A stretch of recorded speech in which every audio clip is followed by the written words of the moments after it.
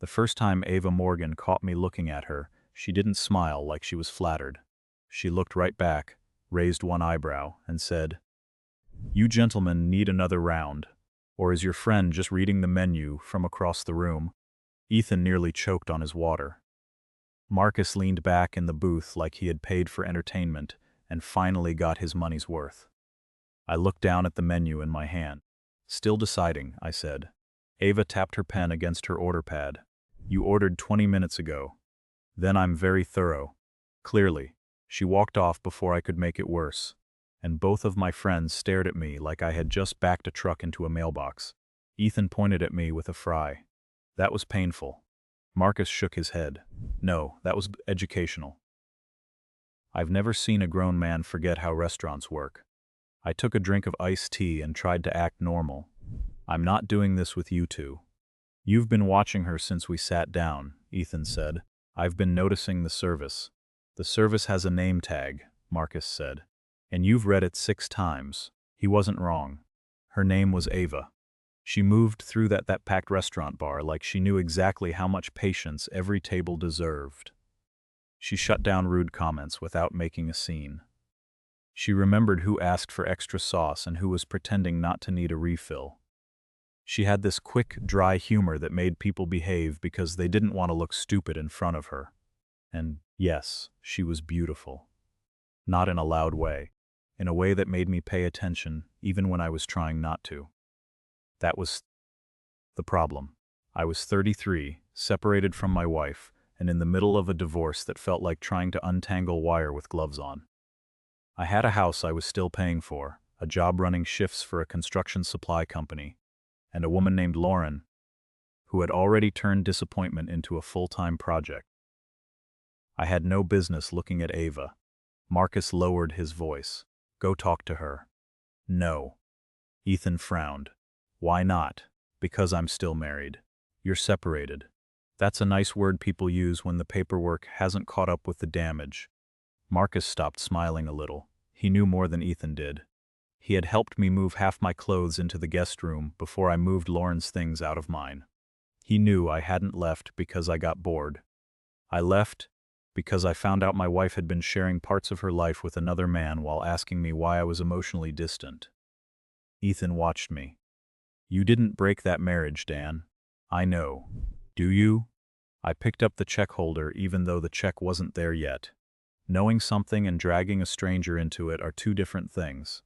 Right then, Ava came back with Marcus's second beer and a plate of wings for the table. She set everything down without rushing. "You guys need anything else?" Marcus opened his mouth. I kicked it under the table. He coughed. "Nope, we're great." Ava glanced at me. "You sure?" I gave her a polite nod. "We're good." "Thank you." She waited half a second longer than she needed to. That was the first moment I knew she was giving me a clean chance to speak like a man with a pulse. I did not take it. So she nodded once and moved on. Ethan muttered, "Incredible?" "What?" "I've seen you negotiate with concrete suppliers during shortage weeks. I've seen you handle drivers, site managers, angry foremen, and one guy who threatened to dump gravel in our parking lot. But one waitress looks at you and you become a decorative plant." "Healthy plant," Marcus added. I ignored both of them.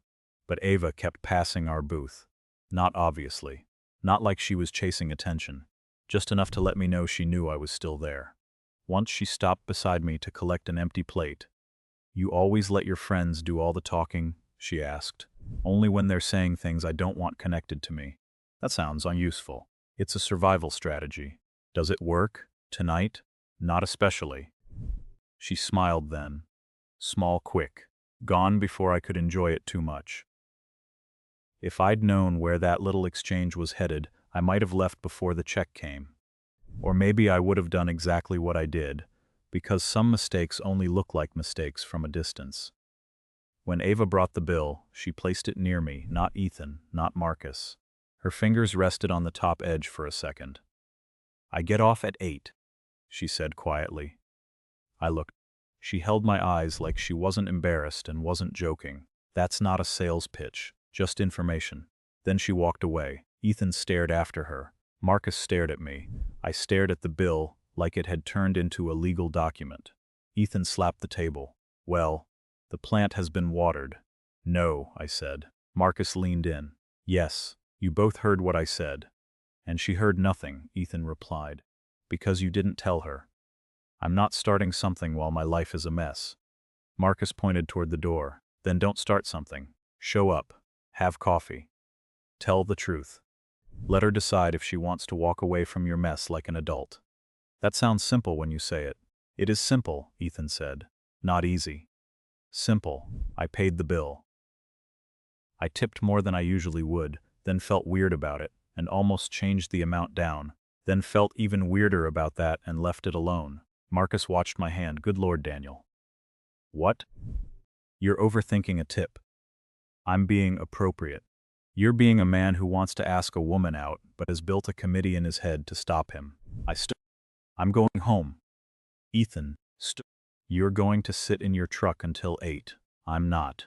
At 7:56, I was sitting in my truck across from the restaurant. So much for being a man of mystery. I almost left twice. The practical part of my brain had a full presentation ready. You are still legally married. You are tired. You are angry. You like her because she looked at you like you weren't a failure. That does not mean you should involve her. At 8, the side door opened. Ava stepped out with a small bag over one shoulder. She looked around once, spotted my truck, and walked over without hesitation. I rolled down the window. She bent slightly. You came. You gave me information. And you're a responsible citizen. I try. She looked toward the main road. There's a late-night cafe 10 minutes from here. Better coffee than this place. Worse pie, but nobody's perfect. You want me to follow you? She studied me. I want you to decide if you want coffee. I'm done making all the moves tonight. That was fair. I nodded. Coffee. At the cafe, we took a booth near the back. It was the kind of place where the waitress called everyone honey because remembering names at midnight was too much work.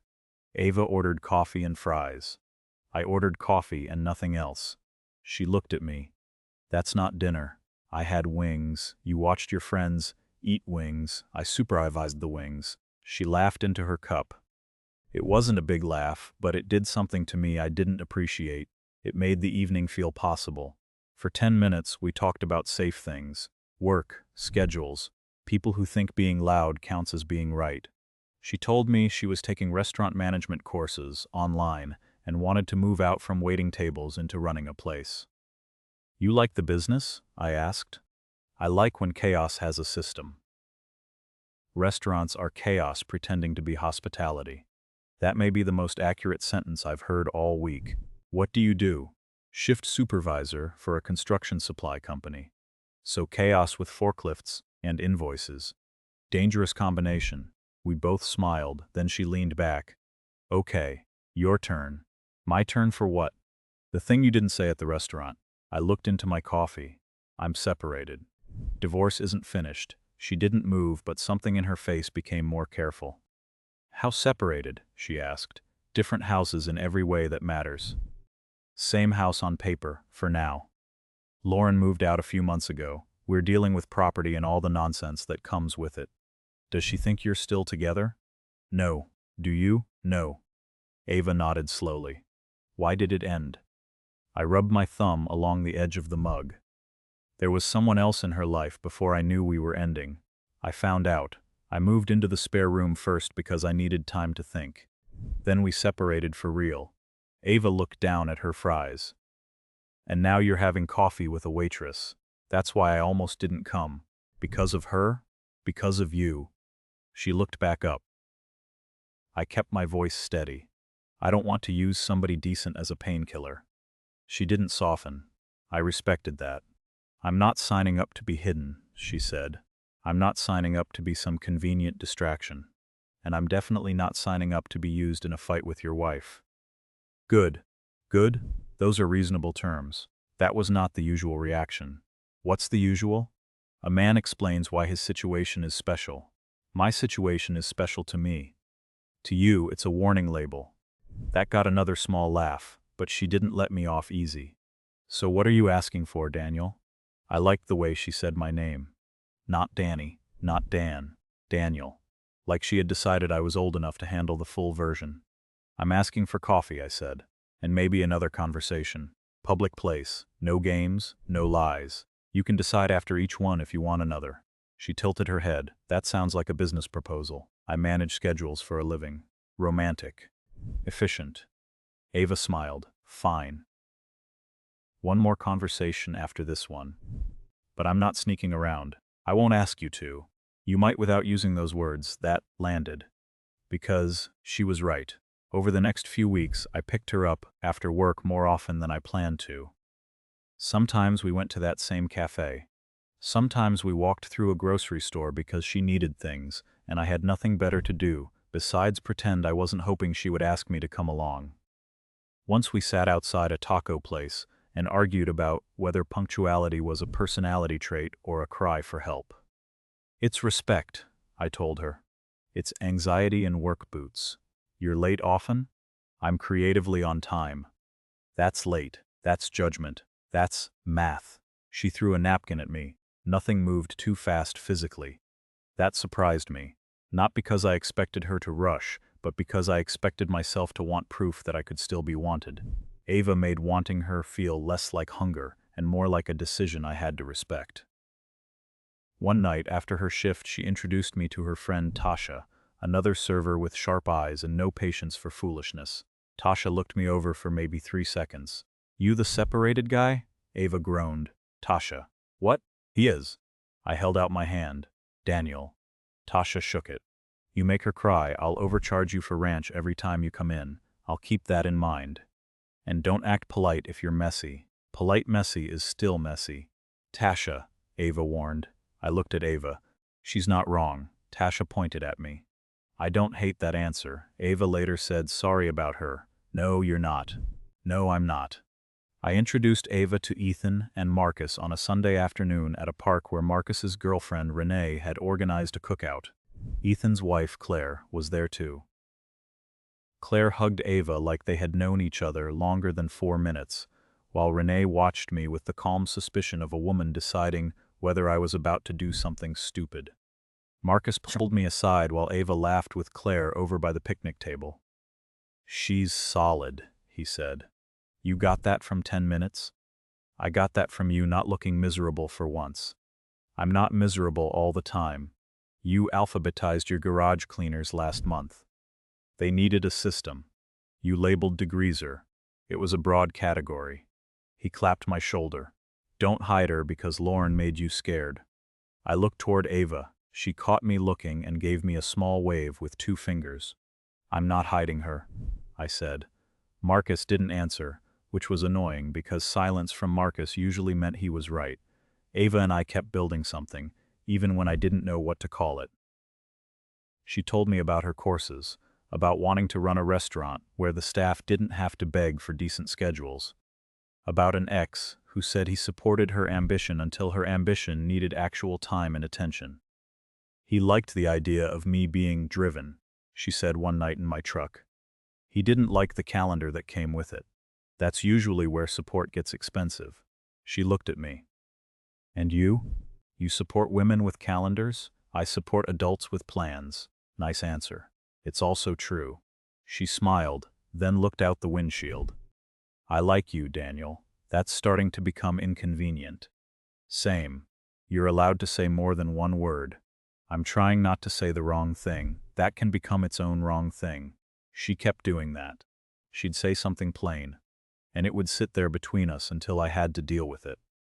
The first real crack came when I avoided taking her to a birthday dinner for a guy I knew through Lauren's old circle. I told myself it was practical. I told myself Ava didn't need to sit through people whispering and calculating dates. I told myself I was protecting her. Ava heard the excuse before I finished making it. So I can meet your real friends, she said. But not the people who might report back. I set my keys on the counter. She had come by after work because I had invited her for takeout. The food sat unopened. That's not what I said. No, you dressed it better. I don't want you dragged into gossip. I'm already in it if you're making decisions around it. I leaned against the sink. Ava, those people knew Lauren and me as a married couple for years. And I'm not asking to wear a sign around my neck. I know. Do you? I didn't have a clean answer. She nodded like that told her enough for one night. I'm going home. Wait. She picked up her bag. No, I'm not mad because you didn't invite me to dinner. I'm mad because you decided what I could handle, then called it protection. I drove her home because she let me, but the ride was quiet. At her apartment door, she looked at me with tired eyes. I don't need you to be done with your past overnight, she said. I need to know I'm not standing outside your life until it's convenient. Then she went inside. I sat in my truck for 5 minutes afterward, feeling like a man who had finally found a good road and still managed to drift toward a ditch. A week later, I invited her to spend a Saturday at my house. Not overnight, not some loaded move. Just a full day in the place where I actually lived. Not restaurants, not parking lots, not the safe public edges of my life. You sure? She asked on the phone. Yes. Because your house is not neutral. I know.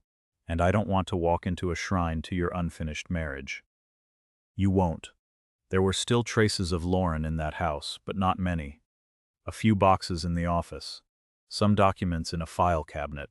A guest room that had been mine for those awful final months before she left. I had cleaned because I respected Ava, not because I wanted to stage anything. She arrived with coffee and a suspicious look. You cleaned. I live clean. You lined up the couch pillows. They were disorderly. She walked past me into the living room. Do you ticket them? Only repeat offenders. The day was good in a way that made me nervous. We made lunch. She teased me about owning 3 kinds of measuring tape.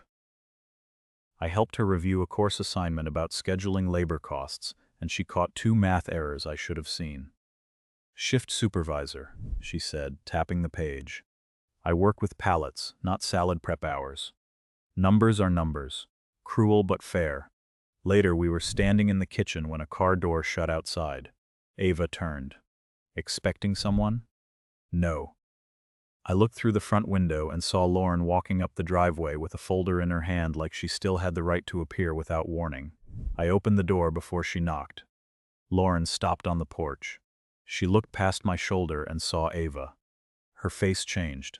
Not shock exactly. Calculation first, then insult.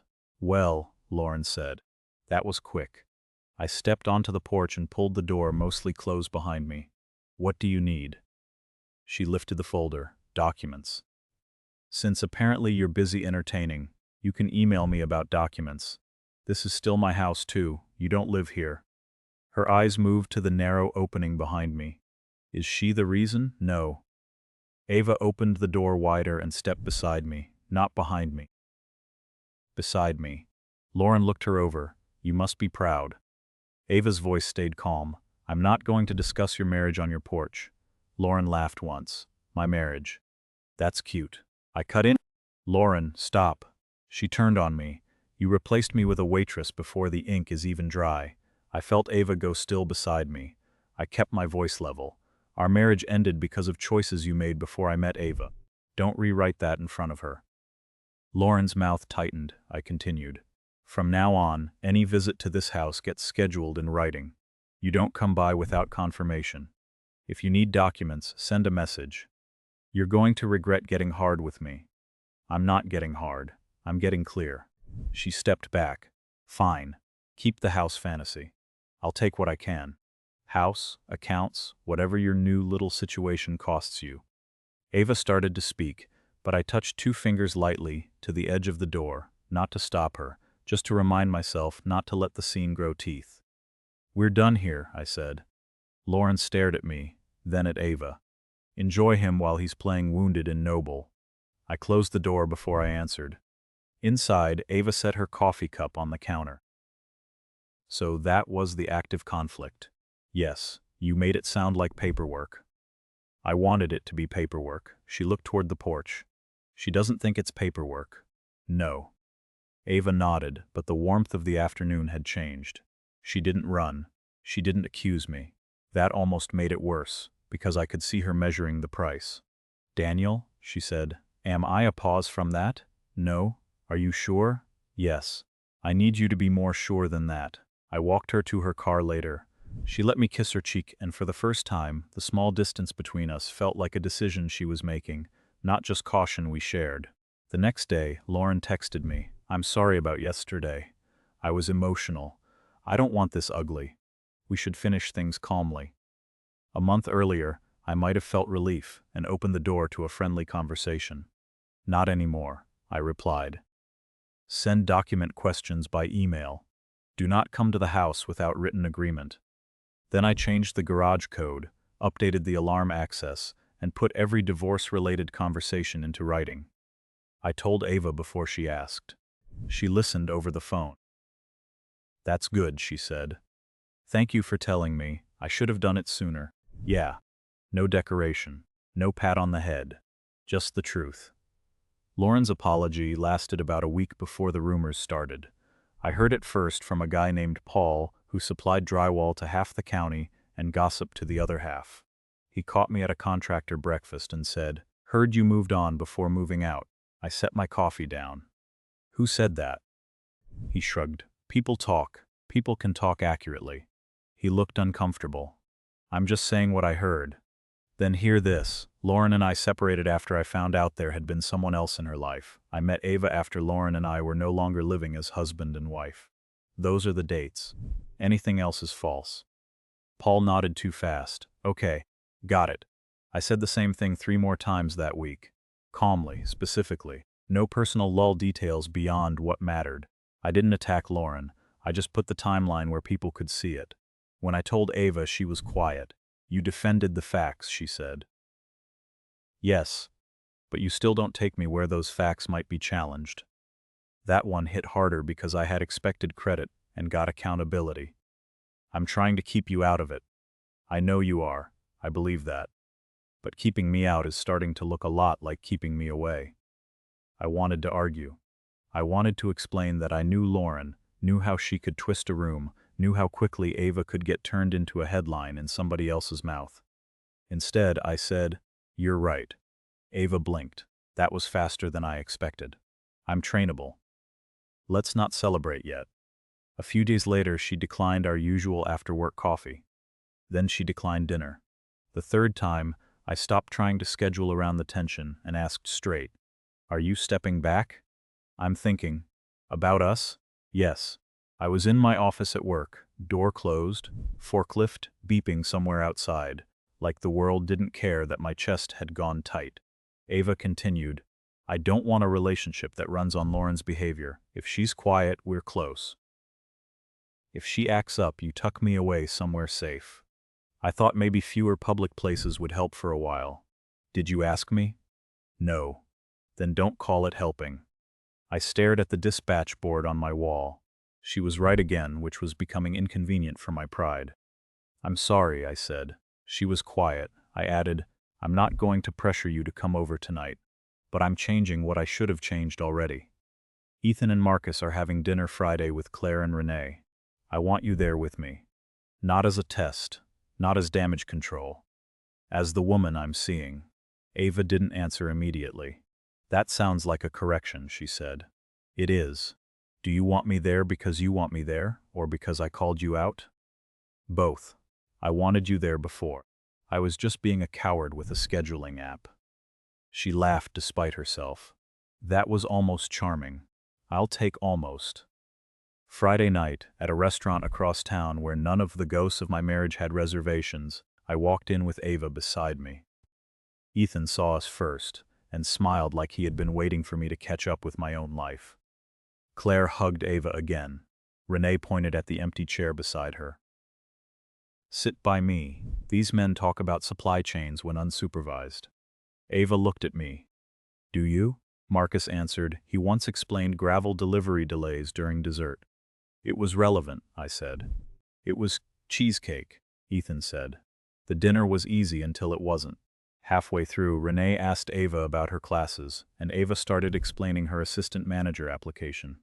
I watched her speak with that same controlled confidence I had noticed the first night. She didn't brag, she didn't shrink, she knew what she wanted. Marcus turned to me.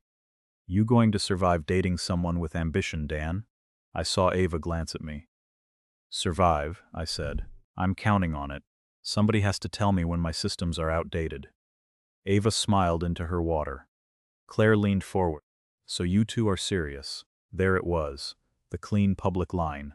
I put my hand on the table, close to Ava's, not trapping hers. Yes, we are. Ava looked at me, and this time the smile stayed. After dinner, in the parking lot, she took my hand.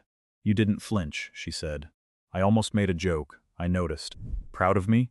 Moderately. High praise from management. She stepped closer. Don't make me regret it. I won't. She kissed me then. Not dramatic. Not for anyone watching. Just enough to change the night and everything after it. For a while, I let myself believe the worst part had passed. Lauren became friendly. Too friendly, but in a way that made me question my own suspicion. She emailed instead of texting. She said she was willing to be reasonable about some property terms. She asked once whether I was doing okay, which from Lauren was either personal growth or weather before a storm. I told Ava about each message. She's asking about your plans, Ava said one evening while we sat at my kitchen table with her laptop open between us. Mostly house stuff. Some personal. Only what relates to documents. Ava nodded. Good. You don't believe she's done. I believe patterns until behavior earns something else. I leaned back. That sounds like something Tasha would put on a mug. Tasha would put it on a shirt and charge $30. Ava submitted her assistant manager application that night. I didn't rewrite it. I didn't take over. I made coffee, read what she asked me to read, and told her where she sounded stronger than she realized. This paragraph, I said, pointing. Don't soften it. She looked at the screen. It sounds pushy. It sounds qualified. You always this calm when bossing people? Yes, must be annoying at work. Highly effective. She rolled her eyes, but she left the paragraph. Those weeks were the closest thing to normal I had felt in years. Ava came over after class sometimes. I met her for early breakfast before my shift. She made fun of the way I folded towels. I pretended not to care when she refolded them worse just to bother me. Then Tasha called her on a Wednesday night. Ava listened, her face changing slowly. I paused the movie. What happened? She held up one finger, finished the call, then set her phone on the coffee table. Lauren asked Tasha about my schedule. I sat up. When? Yesterday. She came into the restaurant when I wasn't working, asked if I was still on closing shifts. Said she was an old friend of yours and wanted to avoid awkwardness. That explained the friendliness, information gathering dressed like peace. I stood and picked up my phone. Ava watched me. What are you doing? Writing down the date. She relaxed a little. Not calling her? No. Good. I want to. That's different. Ava looked relieved, then tired. She's not done. No. And she knows I work late. I hated that sentence. I hated that my unfinished past had found her workplace. I'll talk to your manager if you want, I said. If I want, she repeated. I stopped. Right, if you want. She gave a small nod. Thank you. The point of no return came 2 nights later. Ava called me at 8:34. I was in my truck, leaving work late because a delivery had gone sideways. Her voice was controlled, which scared me more than panic would have. Daniel, I'm okay. I need you to listen first. I pulled into a gas station lot. I'm listening. Lauren was outside the restaurant after my shift. I closed my eyes for 1 second. Where are you now, inside? With Tasha and my manager. Doors locked. What did she do? She waited by the side exit. Said I ruined her marriage. Said you and I started before you separated. Said she would keep showing up where I work if I didn't step away from you. Did she touch you? No. Did she block you? She stepped close. I went back inside. Good. Stay there. I'm coming. Daniel. What? Don't come here ready to explode. I'm not. I mean it. I know. I'm coming to stand next to you, not over you. That mattered. I heard it in the quiet. Before she answered. Okay. When I arrived, Ava was sitting at the bar with Tasha on one side and her manager, Greg, on the other. Greg was a broad guy with a shaved head and the calm look of someone who had thrown out enough customers to stop being impressed by drama. He stood. You Daniel? Yes, she's safe. We have cameras outside. Thank you. Ava looked at me. Her face was pale, but her eyes were steady. I sat beside her, not touching her until she reached for my hand first. "Tell me exactly," I said. She did. No embellishment, no extra emotion. Lauren had waited near the employee exit. She had used my name, Ava's name, dates that were wrong, and details from my old circle. She had said, "He'll get tired of playing decent, and you'll be the reason everyone knows what he is." Then she had told Ava she could make the pressure stop by disappearing. Tasha slammed a glass into the sink harder than needed. I told her to leave. Greg nodded. "We saved the footage. I'm banning her from the premises." Ava looked at me. "I want it documented. Then we document it. Not I'll handle it. Not let me fix this. We called the non-emergency police line. We gave names, times, and facts. Greg provided the footage information. I forwarded prior messages where Lauren had been told not to appear without agreement, and where she had shifted from apology to information gathering. Ava gave her own statement. Her voice shook once. She stopped, took water from Tasha, and continued. Afterward, outside the restaurant, Ava stood beside my truck without getting in. "I'm angry," she said. "You should be. I'm not only angry at her, I know." She looked at me. "Do you?" "Yes, because I kept thinking distance would protect you, but distance gave her room to define what we were."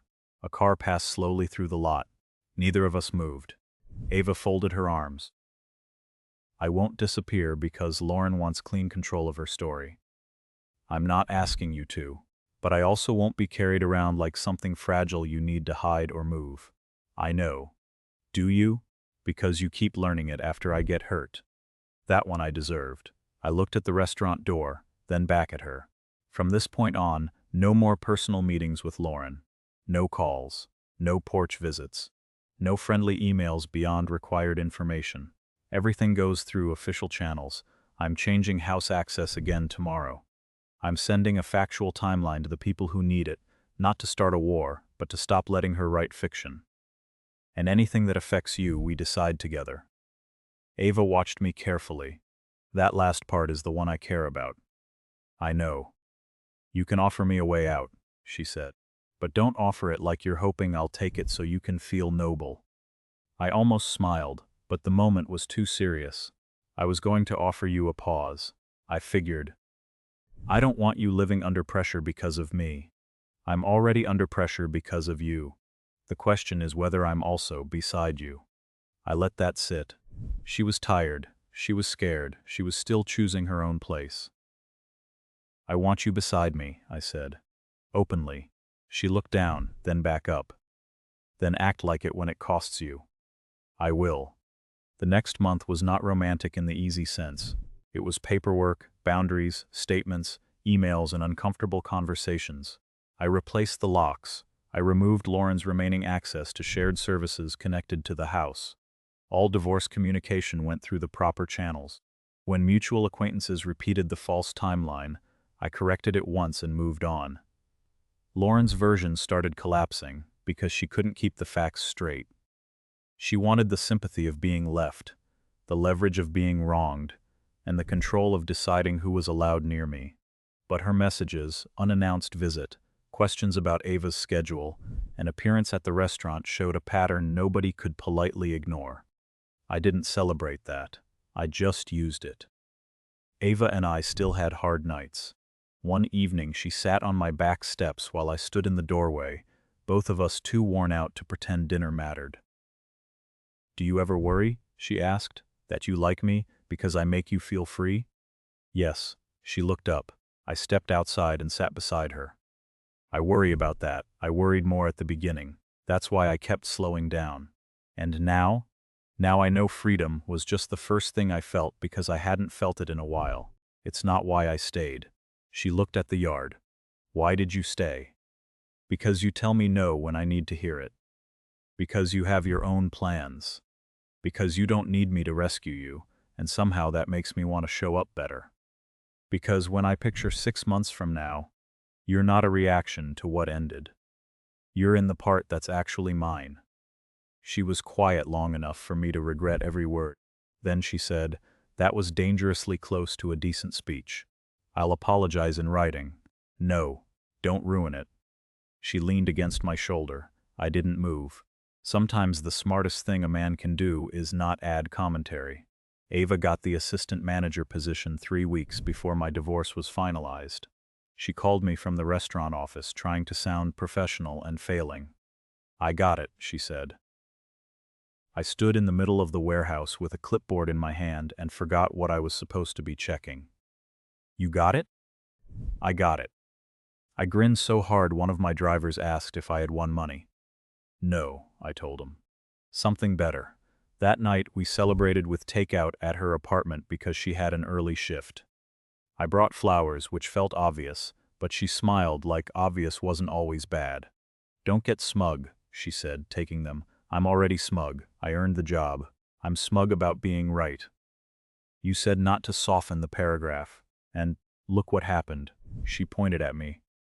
"One paragraph does not make you my career coach. Wouldn't dream of it."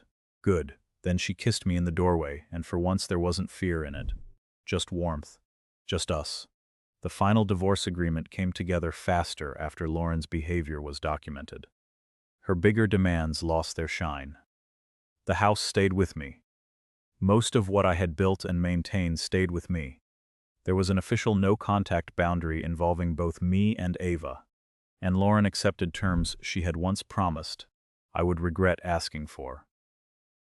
When the papers were finished, I saw Lauren one last time in a conference room with other people present. She looked tired, angry, and smaller than I remembered. Not physically, just less certain that the room would bend around her. She tried one final personal line as we were leaving. "So that's it?" she asked. I held the folder under my arm. "Yes, all those years, and you walk out like I'm nobody." "No, I'm walking out because you were somebody. That's why it took this long." Her mouth tightened. I opened the door. "There won't be any personal contact after today. I hope you build whatever life you were trying to protect. It won't involve me." Then I left. No slammed door. No speech in the parking lot. No victory lap. I got into my truck, sat there for a minute, and called Ava. "It's done," I said. She exhaled slowly. "How are you?" "Lighter. Sadder than I expected. But clear." "Do you want company?" "Yes." "Then come here." I did. We didn't make big decisions that night. That mattered. I didn't ask her to move in because I was relieved. She didn't offer because she felt she had survived the storm and deserved a prize. We ate dinner on her couch, watched half a movie, and talked like two people who finally had room to hear each other. A month later, we started discussing it for real. Ava came to my house with a notebook, because of course she did. "You brought an agenda?" I asked. "I'm moving in with a man who labels degreaser. I'm adapting to the environment."